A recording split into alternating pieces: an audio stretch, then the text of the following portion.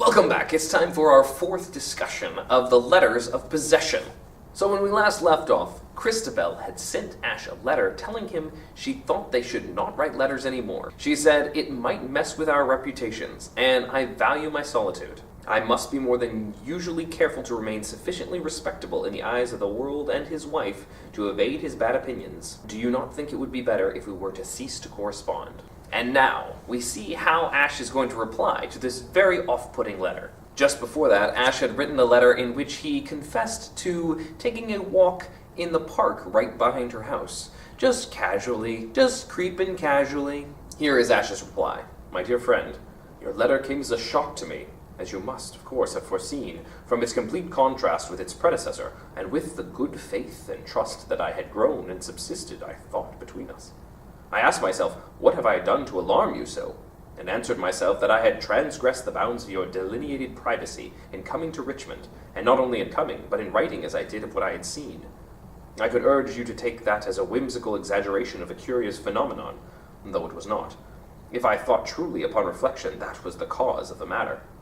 But it is not, or if it was, after the tone of your letter, it no longer is. I will confess, I was at first not only shocked, but angry that you should write so. But too much was at stake, including the delicacy and good judgment and good faith you kindly attribute to me, for me to write back in anger. So I thought long and hard about our correspondence, and about your predicament, as you choose to describe it, of a woman jealous of her freedom to live as she does. I had no designs on your freedom. I wanted to retort, much the opposite indeed. I respect and honor and admire that freedom, and the product of it, your work, your words, your web of language. I know to my own cost the unhappiness that lack of freedom can bring to women, the undesirability, the painfulness, the waste of the common restrictions placed upon them. I thought of you most truly as a fine poet and my friend. But forgive me this necessary failure in delicacy. One thing your letter does is to define us fair and square in relation to each other as a man and a woman. Now, as long as this was not done, we might have gone on forever, simply conversing, with the hint of harmless gallantry, courtly devotion perhaps, but mostly with a surely not illicit desire to speak of the art or craft we both possess. Now I thought this freedom was one you claimed for yourself. What caused you to retreat so behind a palisade of prickling conventions? Can anything be retrieved? I would make two observations here. First is that you do not by any means utter a firm resolution that we must write no more letters. You write in the interrogative mood, and moreover with a deference to my opinion that is either mere feminine deprecation, most mal apropos, or a true reflection of your state of mind, and not complete certainty of closure in this matter. No, my dear Mrs. Lamont, I do not, on the evidence you have offered, think it would be better if we were to cease to correspond. It would not be better for me.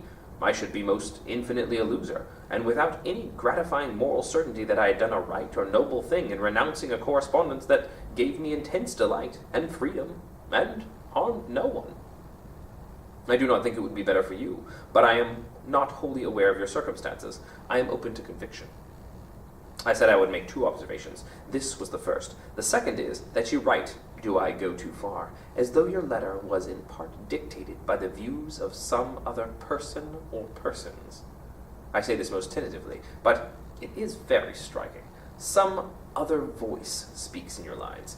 Do I divine truly? Now, this may be the voice of someone with much greater claim on your loyalty and attention than I may put forward, but you must be very sure that such a person sees truly and not with a vision distracted by other considerations. I cannot find a tone to write to you that does not veer towards the hectoring or the plaintive. I do not know, so quickly have you become part of my life, how I should do without you. I should still like to send you Swammerdam. May I do that, at least? Yours to command, Randolph Ash. Okay, so when she asks at the end of her letter, do you not think it would be better if we were to cease to correspond? That interrogative, that question, is, don't you think we should stop talking to each other? Generally, we take that as a yes. However, he's going to take it literally and say, no, I don't think we should stop talking to each other. I'm going to take that as a question, not as a command. Much as if in childhood when your parents tell you, don't you think you should clean your room? That doesn't mean literally a question, it means literally go do it right now. Another observation that he makes that's extremely important is that someone else is speaking there. And it comes out in her letter, certainly. There are those who care for what the world would say. It is pointed out to me. There are those who would be hurt. It sounds as though someone else is giving Christabel some advice on what she might say to Ash. Ash is stepping too closely and coming too near her freedom. And there's someone else, Blanche maybe, who doesn't like that. Also, Ash points out that this is the first time they've really defined themselves as man and woman. Up till now, Ash has simply been talking to her as an intellectual equal, doing nothing with particular gender conventions. And this is kind of a big deal in Victorian society. It's really only been Christabel up to this point that's been talking about being a woman. Here's how she answers his letter. My dear friend, how shall I answer you? I have been abrupt and ungracious, from a fear of infirmity of purpose, and because I am a voice that would be still and small, crying plaintively out of a whirlwind, which I may not in honesty describe to you. I owe you an explanation, and yet I must not. And yet I must, or stand convicted of hideous ingratitude, as well as lesser vices. But truly, sir, it will not do. The precious letters are too much and too little, and above all and first, I should say, compromising. What a cold, sad word. It is his word, the world's word, and her word, that proved his wife. But it entails freedom. I will expatiate on freedom and injustice. The injustice is that I require my freedom from you, who respect it so fully. That was a noble saying of yours about freedom. How can I turn from... I will put in evidence of a brief history. A history of little nameless unremembered acts. Of this our Bethany cottage, which was named for a reason. Now to you and in your marvelous poem, Bethany is a place where the Master called his dead friend to resurrection before time sent particularly. But to us females, it was a place wherein we neither served nor were served. Poor Martha was cumbered with much serving, and was sharp with her sister Mary, who sat at his feet, and heard his word, and chose one thing needfully. Now, I believe rather, with George Herbert, that who sweeps a room as for thy laws, makes that and the action fine. We formed a project, my dear companion and myself, to make ourselves a Bethany, where the work of all kinds was carried on in a spirit of love and his laws. We met, you are to know, at one of Mr. Ruskin's marvelous lectures on the dignity of handicraft and individual work. We were two who wished to live in the life of the mind, to make good things. We saw after thought that if we put together the pittances we possessed, we could come by giving drawing lessons, or by selling wonder tales, or even poems. We might make ourselves a life in which drudgery was artful, was sacred, as Mr. Ruskin believes is possible, and it was shared for no master save him who is Lord of all and visited the true Bethany. We were to renounce, not the lives that then encompassed us, cramped daughterly devotion to a worldly mother, nor the genteel slavery of governessing. Those were no loss. Those were gleefully fled and opposition staunchly met. But we were to renounce the outside world and the usual female hopes, and with them the usual female fears, in exchange for, dare I say, art, a daily duty of crafting, from exquisite curtains to mystical paintings, from biscuits with sugar roses to the epic of Melusina. It was a sealed pact. I say no more of that. It was a chosen way of life, in which, you must believe, I have been wondrously happy, and not alone in being so. And the letters we have written are with me such an addiction. I want to ask, have you ever seen Mr. Ruskin demonstrate the art of nature in the depicting of a veined stone in a water glass? So jewel bright his colors, so fine his pen and brush, so exact his description of why we must see what is truly there. But I must not run on. It is right that we should cease. I have chosen a way, dear friend. I must hold to it. Think of me, if you will, as the Lady of Shalott, with a narrower wisdom, who chooses not to gulp the outside air and a chilly river journey deathwards, but who chooses to watch diligently the bright colors of her web, to ply an industrious shuttle, to make something, to close the shutters and the peephole too. You will say, you are no threat to that. You will argue, rationally. There are things that we have not said to each other beyond the one you so starkly defined. I know in my intrinsic self the threat is there. Be patient, be generous, forgive. Your friend, Christabel Lamont. Okay, so we can see that Christabel's experiencing serious tension at home with Blanche, and that's a big part of why she's cutting it off with Ash. But also, she wants to explain to him what his actual threat is. He feels like he's not threatening to her. He wants to give her freedom. He values her intelligence. And yet, there is a threat. It all comes from the role of women in the Victorian society. You see, there are two ideas about women. One is that women were the angel in the household, coming from the Coventry Patmore poem of that name. They stay in the household, they are the model wife, they take care of household affairs, and they look really good on the pedestal. On the other hand, there's the creative woman, someone like Christina Rossetti or Christabel Lamotte. These women, because they are exerting their creativity and exerting their power of thought, are different than the traditional woman. And their creativity is seen as a kind of power that's also seen as a kind of threat to men. And so generally, women who attempt to be creative or attempt to be artistic in Victorian society are perceived as dangerous, maybe even villainous. And a lot of the stories that we've seen in Possession depict women who exert themselves and who try to use their power as villains. The sorceress in the tower. Christabel even compares herself to a creative force in a tower, the Lady of Shalott, who is unable to look out at the world and can only stay weaving in her tower. Christabel also sees a connection with the world as a kind of danger. These creative women are only allowed to be in very enclosed spaces. But within her enclosed space, Christabel and Blanche are able to have their own home, to provide for themselves, which is more or less unheard of. Women had to be affixed to a man, whether a father or a husband or at least a brother or uncle. So for a woman to be independent and to live on her own, or two women to be independent and live on their own, they are gaining very much in the sense of power and in the sense of freedom. But they're also sacrificing the more traditional female things. They sacrifice the hopes of the kinds of relationships that other women are able to have. That's why pursuing this relationship with Ash, she is threatening her own self. And not only that, but also Blanche, which is why Blanche might be so upset about all of this. The next letter is not Ash's immediate reply. In fact, it appears to be a break here. What's going on? We'll look and find out. My dear friend, these last letters have been like Noah's ravens. They have sped out over the waste waters, across the turgid Thames on these rainy days, and have not returned or brought back any sign of life. I was most hopeful of the latest dispatched, with Swammerdam with the ink barely dry on him. I thought you must certainly see that you had in some sense called him up, that without your fine perceptions, without your intricate sense of minute inhuman lives, he would have presented an altogether grosser semblance, not so articulate on his dry bones. No other poem of mine has ever in the slightest been written for a particular reader, only for myself or some half-conceived alter ego. Now, you're not that. It is your difference, your otherness, to which I address myself, fascinated, intrigued. And now my vanity, and something more, my sense of human friendship, is hurt that you cannot, for it is nonsense to say that you dare not even acknowledge my poem. If I have offended you by calling your last long-ago letter contradictory, which it was, and timid, which it was, then you must forgive me. You may well ask why I am so tenacious in continuing writing to one who has declared herself unable to maintain a friendship, which she has also declared to be valuable to herself, and remains resolute in silence in rejection. A lover might indeed, in all honor, accept such a congé, but a peaceable, a valued friend?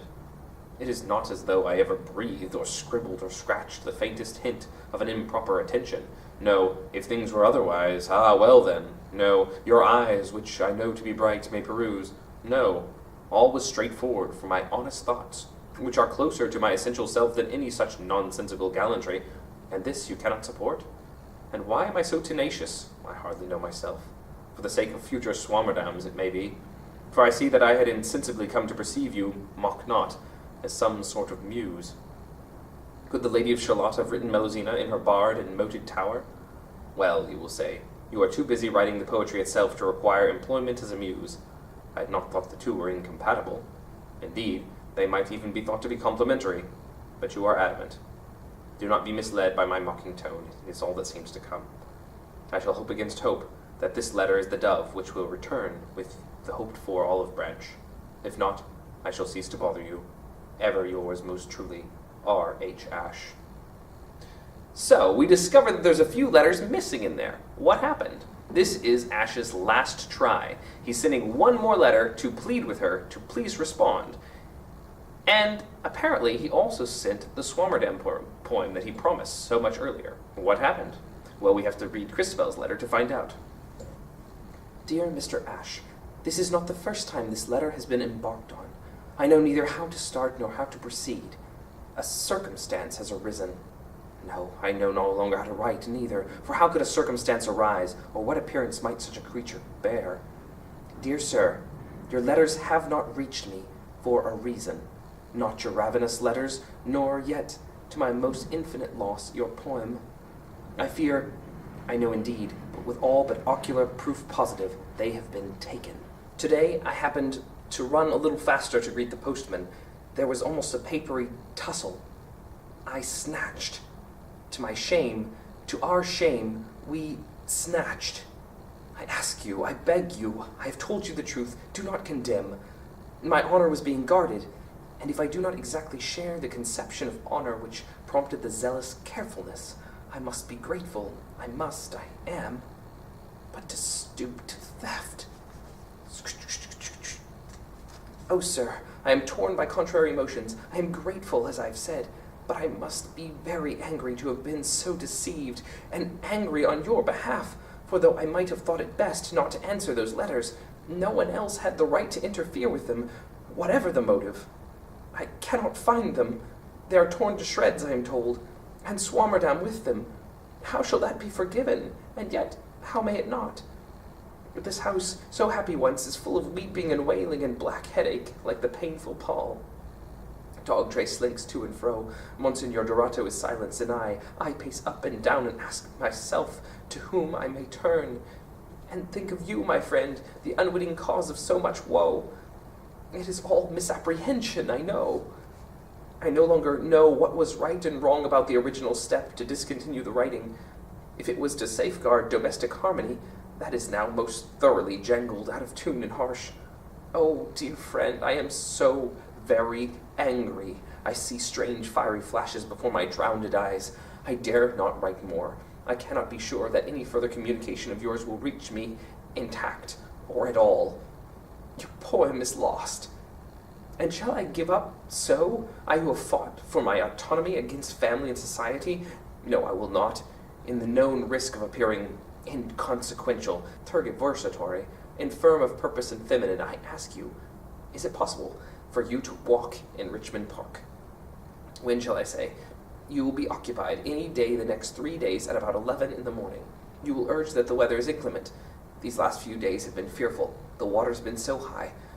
With each high tide, the Thames advances and runs on the foreshore and quay wall, climbing that, the watery ferocity, and laughing and slapping its way across the cobbled pavements on the bank, invading people's gardens, paying no attention to wicket gates or wooden fence, but creeping sinuously and bubbling up, brown and strong, bringing with it a trail of such things, cotton waste, feathers, soaking garments, small dead creatures, overtopping pansy and forget-me-nots, and aspiring to early hollyhock.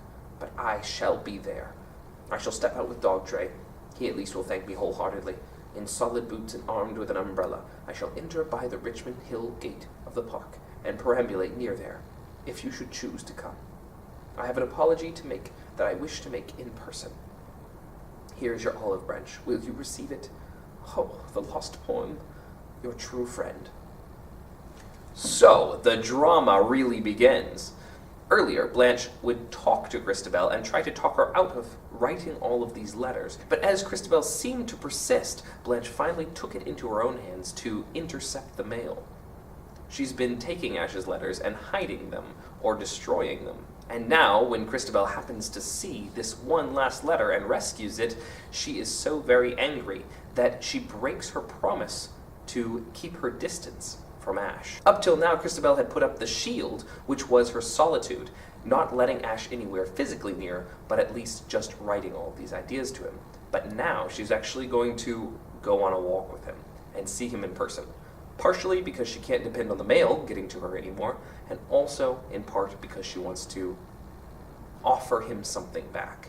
So poor Blanche, instead of cutting off their relationship, actually just accelerates it and takes down the safeguards that Christabel had set up. Ash replies, "My dear friend, I hope you got safe home.